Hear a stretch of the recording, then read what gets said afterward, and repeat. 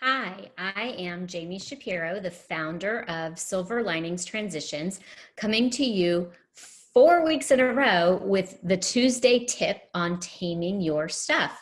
Last week, I talked a little bit about Swedish death cleaning. And I would say when I give a talk, about 1 in 10 people have even heard of the term. So today, we're going to take a deep dive into Swedish death cleaning and why this is a great time for you to take on this project. So with that said, let me tell you a little bit about why we're talking about stuff today and why this is not the answer. So it's amazing to me how many times I've discovered people, seniors, boomers, which kind of are the same, but boomers don't think they're seniors, have said that they're not going to deal with their stuff. They're going to leave it for their families to handle. And that is absolutely positively not the right solution. I'm going to talk about that every week because it's not fair to your loved ones, but it also means things that are important to you won't end up where you want them to be. A lot of times I've heard it that families will just call in a donation place. It'll just come and take everything away. And they're going to be, cherished possessions in there, and family's not going to even know. So this seminar series is designed to make that not be your solution.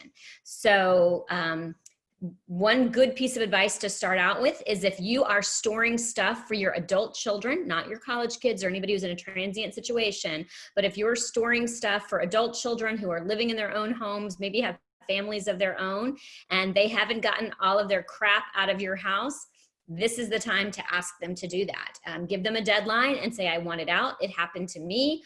I had stored Barbies actually thinking that one day my children would want to play with them. My stepfather was clearing out the family home and said, you got to get it out. And so anyway, I'm going to shorten that story today because that's a whole other one, but I want to get into how you can do Swedish death cleaning and why you should. So the first thing that's important to know is that generationally, we are very different than the greatest generation who tended to hold on to their belongings and doesn't easily discard, but repurposes because they came from scarcity. And we now have these younger generations, these Gen Zers and millennials even, who are, bragging about living on less, and they don't experience life the same way. So when a loved one wants to give items to their children and grandchildren and the children don't want them, you need to remember that just because it isn't wanted doesn't mean you aren't loved. I love to share this story, and this is a good example of why Swedish death cleaning is so important. This picture is a lamp that was my favorite lamp. I was my grandmother's only grandchild. This lamp, she bought it when I was 4 years old. I was with her, helped her pick it out, and I loved the lamp. And she used to tell me that one day it was going to be mine, that my name was on the bottom of it. My grandmother died unexpectedly, and I did not get that lamp. It was given to a favorite niece, and nobody knew that those were my grandmother's intentions. And thankfully, I fought for the lamp, and it is now in my possession. So the first thing that I want to say to you, it's very, very important that weddings and funerals bring out the best and the worst. And if you have intentions, make them known. There's a program called fairsplit.com where you can actually do your own photo inventory, and you can photograph items and people will know what you want. And that's really going to be an important part of the Swedish death cleaning process. Also, Silver Linings Transitions, I'll talk a little more about what we do towards the end of the video, but we can help with inventory. We can help divide belongings. We can do it after a death, but you don't want to do that. You want to do it proactively, which is what Swedish death cleaning is. Swedish death cleaning is actually, it was started as a movement for, from what I understand, somebody who was helping their own parents go through all of their belongings, whether there had been a death or they were just moving, downsizing, and they thought, I do not want to put my kids through what I just had to go through with my parents. And so this is a movement to actually proactively start clearing out your own home so that your children won't have to do it. And it's really important when you do that, I think that you gather all of your belongings together. Things can be in storage, things can be in attics and garages.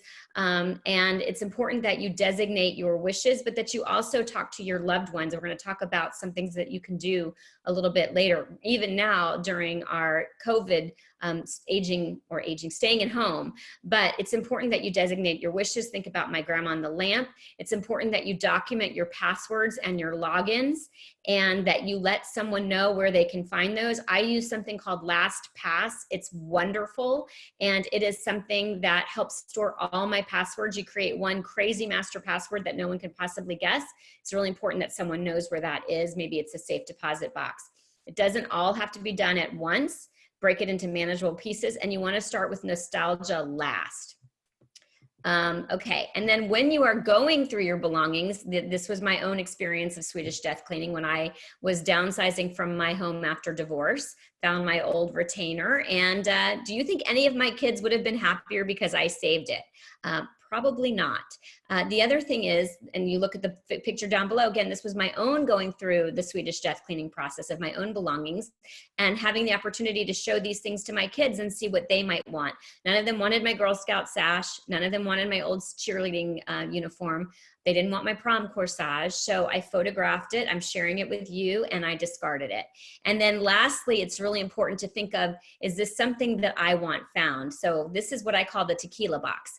If you have some things that you're not ready to discard, but you don't necessarily want someone finding, like your old journals, then what you do is you can either put them in a safe deposit box, or if you're like me and you want to kind of roll the dice, then you put it in a box that says, please don't open. And then I think probably everybody has one family member who will completely disregard that it says don't open it. So you put a bottle of tequila in it with a note around it that says, I've asked you not to open it, but if you're going to, please have a laugh on me. And I know that that's something that my kids are going to do. And you know what, let them find my journals, but that's how I feel. I'm a little bit of an extrovert, so I'm not so shy about things.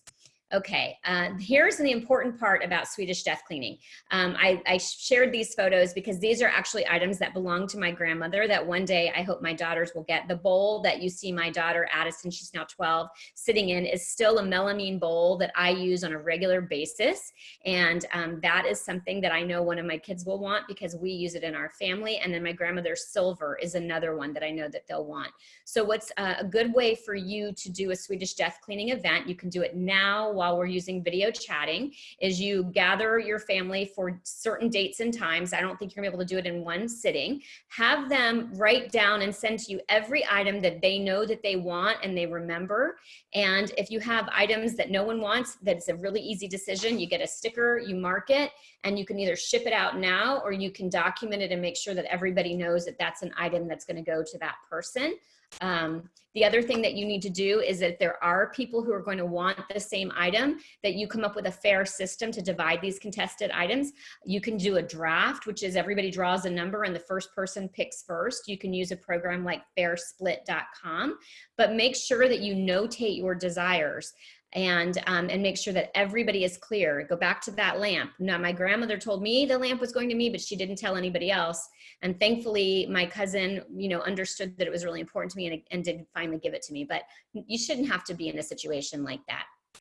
So, and then what you can also do is you can go ahead and ship things out now and let your loved ones enjoy them while you're around to experience that. So you can actually get packing supplies. Silver Linings Transitions can come in. We can help you with that if you want to start going through your belongings. And, but just remember, you want to do this for your families so that they aren't left with both the guilt, not knowing, and you don't want something that you care about to end up in the wrong hands. Wanted to just let you know that there's a legacy setting on Facebook for memorialization, and it is under the general account settings. You can find it, and you can make somebody a designated person who can access your Facebook in the event that you pass, and not in the event that you pass, but when you pass. That's always a hard one to say because our society doesn't want to talk about it. Just to remind you of what Silver Linings Transitions offers, we are not just for seniors. Actually, it looks like the NASM, National Association of Senior Move Managers, is going to be changing its name to Senior and Specialty Move Services. We help divorcing clients, we help busy professionals. We don't just do moves, we also do home organizing, estate sales, photo scanning and organization, which I'm going to be talking about next week. We'll do aging in place evaluations and recommend different service providers in the area that we've vetted. And we also do home inventory divisions and home clearouts. And if you have a home to sell, we partner with the Brian DeVore or the DeVore Realty Group, and he provides our services for free. So if you have any questions or you want to schedule your own in-home online virtual consultation, reach out to us at 760-522-1624 or online at silverliningstransitions.com. And we do have a free downsizing guide that I am happy to share. If you reach out to us, we can send it to you via email. Have a great day. Stay safe.